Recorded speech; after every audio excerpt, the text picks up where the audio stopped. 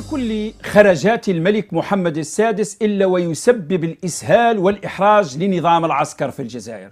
هذا النظام الذي لم يقدم شيئا للجزائر، لا على مستوى الفلاحة ولا على مستوى التجارة ولا على مستوى الاقتصاد ولا على مستوى الصناعة ولا على مستوى الدبلوماسية. خرب كل المنجزات، حتى المستشفى العسكري اللعين النعجة الذي كان من أفضل المستشفيات في إفريقيا حوله إلى خرابة. يعني هذا هو الواقع للأسف الشديد.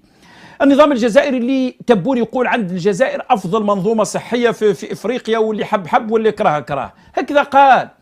أنا قلت أن النظام المنظومة الصحية نتاعنا أحسن منظومة في المغرب العربي وفي إفريقيا، ونزيد نكرر ونأكد أن النظام المنظومة الصحية نتاعنا أحسن منظومة في المغرب العربي وفي إفريقيا، حب من حب وكره من كره.